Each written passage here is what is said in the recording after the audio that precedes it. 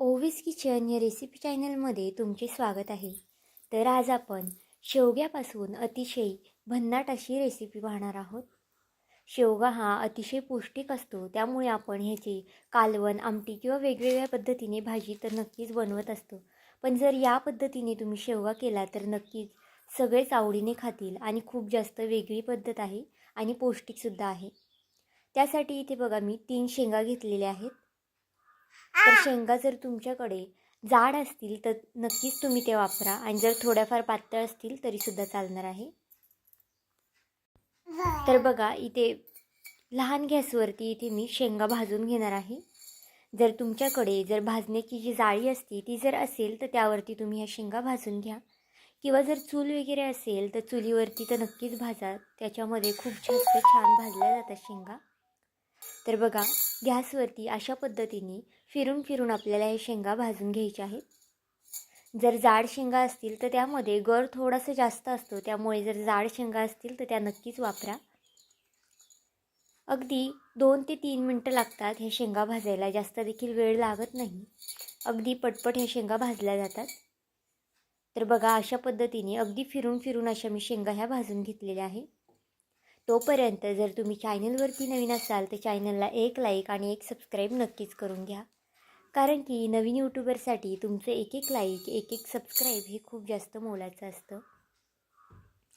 तर बघा आपल्या शेंगा ह्या छान वर्ण काळ्या झालेल्या आहेत, म्हणजे छान आतनं ह्या भाजलेल्या आहेत. अशाच पद्धतीने तुम्हीसुद्धा अगदी शेंगा भाजून घ्या.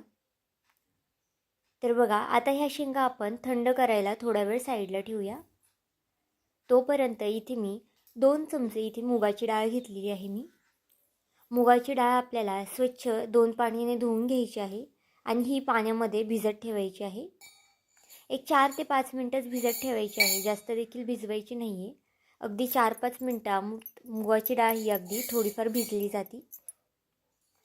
तर आता इथे आपण एक वाटण काढून घेणार आहोत. वाटणामध्ये मी सुकं खोबरं घेतलेलं आहे. जर तुमच्याकडे चिरलेलं खोबरं असेल तर ते सुद्धा इथे तुम्ही वापरू शकता. फक्त इथे सुकं खोबरं आपल्याला छान असं भाजून घ्यायचं आहे. लसूण घातलेला आहे भरपूर आणि मूठभर इतपत कोथिंबीर घालून घेतलेली आहे. कोथिंबीर थोडीशी जास्त वापरायची आहे, याने भाजीला खूप जास्त छान चव येते. आणि 1 चमचा जिरे घालून घेऊया.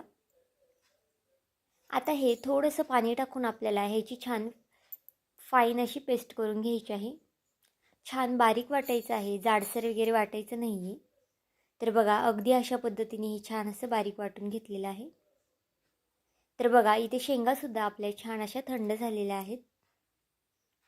अगदी वेगळी आणि युनिक रेसिपी आहे, त्यामुळे एकदा नक्कीच करून बघा. आणि याआधी तुम्ही ही रेसिपी कधीच केली नसेल ही मला 100% गॅरंटी आहे. आणि जर एकदा शेवग्याची ही रेसिपी केली ना तर पुन्हा पुन्हा तुम्ही नक्कीच कराल.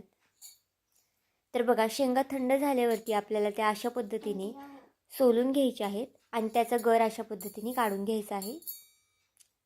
चमच्याने अगदी सहज त्याचा गर निघला जातो. फक्त शेंगा आपल्याला छान अशा वर्ण खरपूस अशा भाजून घ्यायच्या आहेत.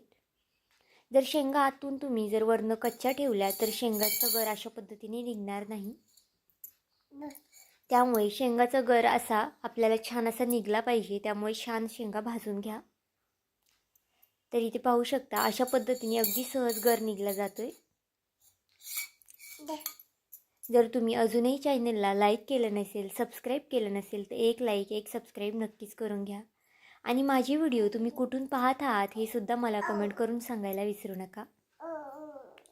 तर बघा आता अशा पद्धतीने सर्व शेंगांचा इथे मी गर काढून घेते. तर इथे पाहू शकता छान असा आपला गर काढून झालेला आहे. जर ह्या शेंगा जर जाड असतील तर ह्याचा गर जास्त निघतो, पण थोड्याशा कोवळ्या शेंगा होत्या त्यामुळे इथे गर थोडासा कमी निघालेला आहे.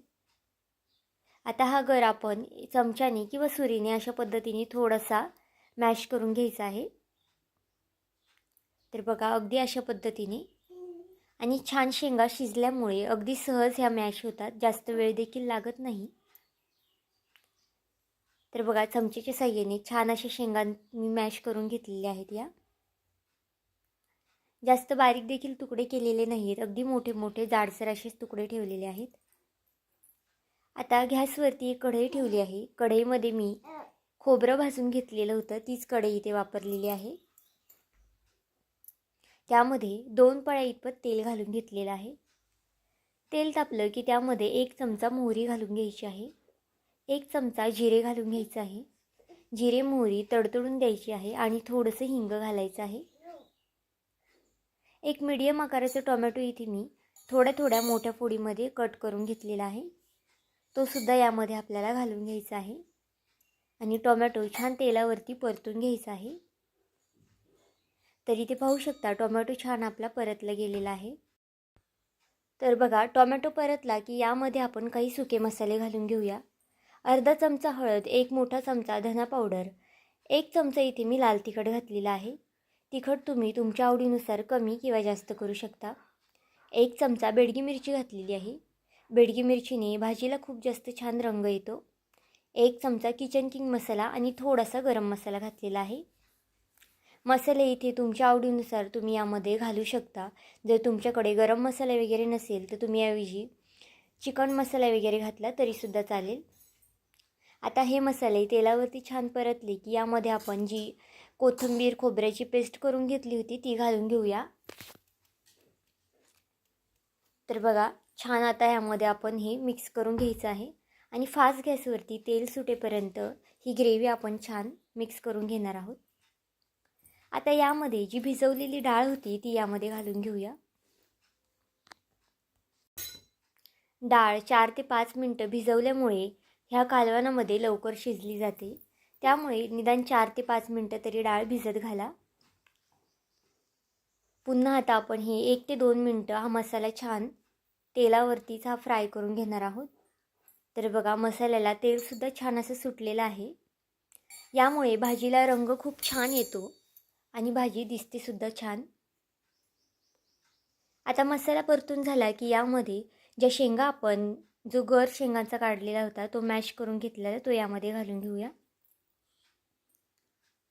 अगदी चमचमीत ही भाजी तयार होते. जर तुम्हाला सुकी भाजी करायची असेल तर तुम्ही अशाच पद्धतीने थोडीशी वाफ देऊन शिजवली तरीसुद्धा चालेल.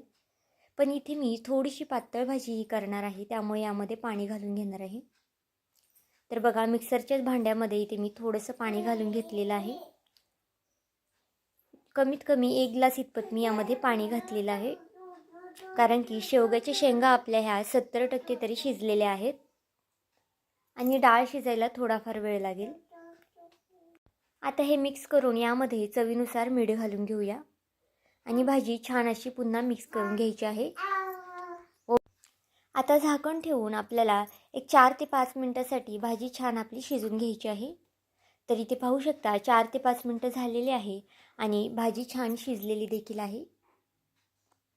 अगदी चमचमीत तयार होते ही भाजी. तुम्ही बाजरीच्या भाकरीबरोबर किंवा ज्वारीच्या भाकरीसोबतसुद्धा खाऊ शकता किंवा भातासोबतसुद्धा खाऊ शकता. खूप जास्त छान लागते आणि जर एकदा ही भाजी तुम्ही केली तर नक्कीच परत बनवाल. त्यामुळे एकदा ही चमचमीत अशी शेवग्याची भाजी नक्कीच करून बघा. तर आजची ही रेसिपी तुम्हाला कशी वाटली मला हे कमेंट करून सांगायला विसरू नका आणि जर चॅनलवरती नवीन असाल तर सबस्क्राईब करायला विसरू नका. भेटूया आपण पुन्हा एका नवीन रेसिपीसोबत.